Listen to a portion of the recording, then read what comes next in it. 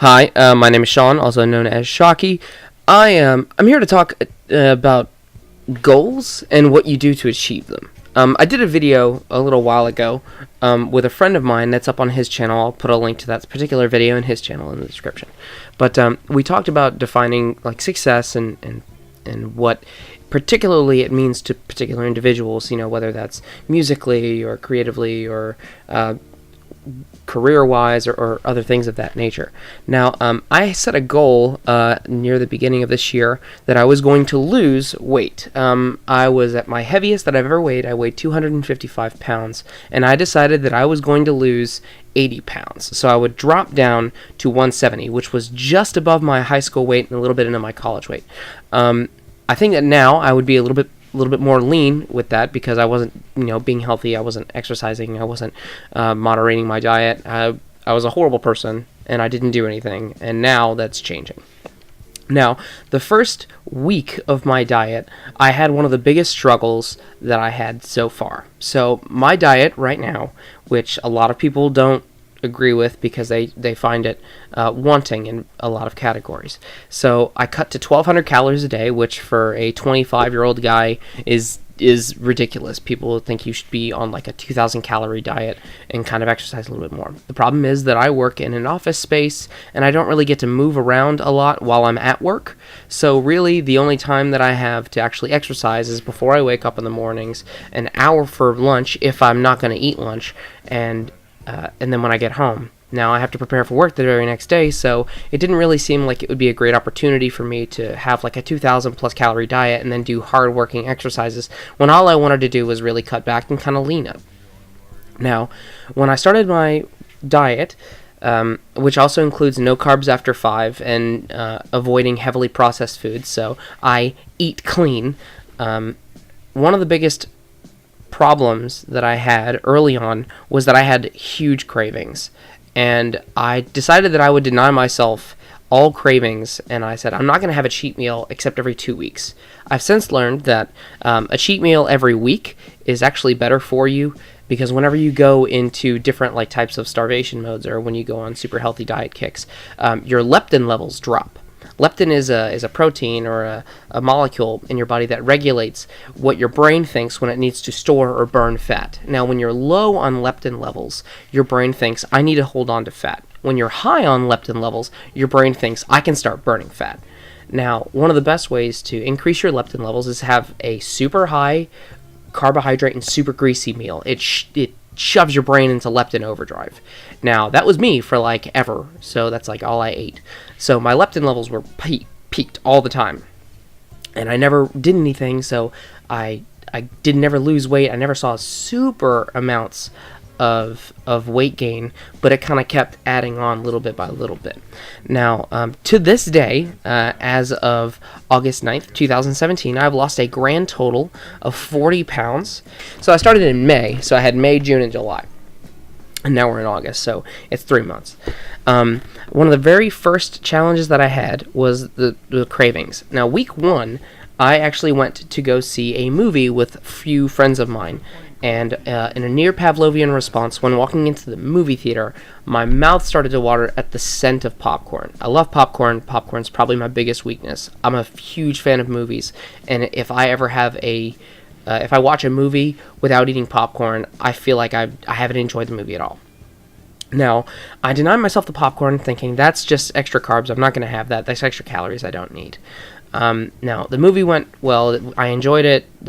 All my friends were eating popcorn and stuff like that. They had a great time. Now, after the movie ends, they say, let's go to Denny's. Denny's is a restaurant that has breakfast foods, but breakfast foods are really high in carbohydrates because they have to pack you in for the energy for the day. That's the idea behind Denny's. That's why they have all these breads and different kinds of things. Now, when I went there, breakfast food is another thing I like to enjoy, especially when I go to Denny's. I was a huge splurge fan, so I ate whatever I want. But I usually get like the Grand Slam, which it's delicious. But that time, I instead got turkey bacon and egg whites, and I just put like a little bit of like ketchup on the egg whites for flavoring, and that's what I had. Now, I saw a lot of weight loss early in the months, because anytime that you eat clean, you lose a lot of like excess water weight, and then you start to lose actual fat. Now, like I said, I've lost 40 pounds, and I get compliments from all my coworkers that, you're looking good, you're looking thin. Like, somebody said, you could actually stop losing weight right now, and that's not what I want to do. I'm only halfway through my goal. I want to get to where I don't have a double chin anymore. I want to get rid of some of the extra, like, excess skin. I feel like I have another 40 pounds to lose, and I'm going to get there, and I know that I made that. Now, like I said, this is about setting a goal and achieving it. When I had someone at work tell me, you could actually stop losing weight, there's the part of my brain that's the lazy part was just like, well, if that's the case, why try to lose weight anymore? I mean, you're already there. You already look good. And I feel like that isn't a crutch, because we don't want to do the hard things if we can find an easier way to do them. For instance, it's easier for me not to diet than it is for me to diet. It's way easier for me to go and eat whatever I want instead of watching my calorie count and watching my carbohydrates. It's easier for me to eat whatever I want and not have to worry about the side effects, rather than eating a greasy cheeseburger and then realizing 2 hours later that, like, oh my god, my stomach hates me since I've been eating clean.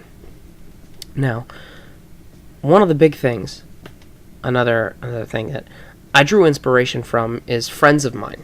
Now, a lot of them are going on different health kicks. Some of them are they're skinny fat, and then some of them are like muscular, and they have just like a little bit of fat, but they say they're fat. And personally, I want to slap them in the face, Gabe, that's you.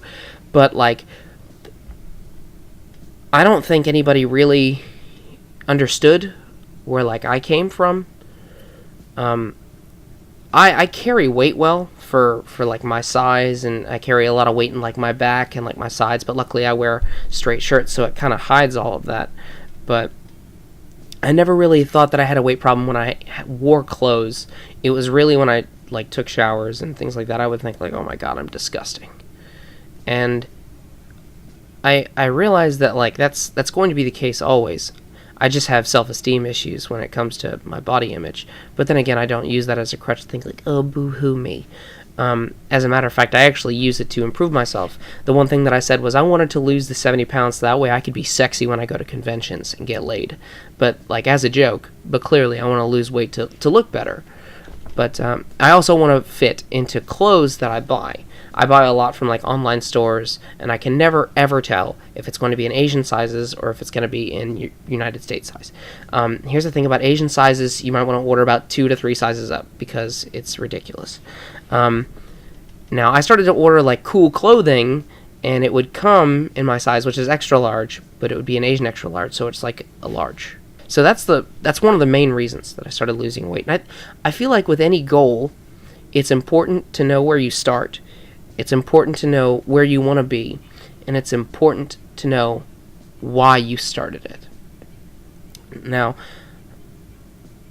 I think the most important part of those three is realizing why you're doing it.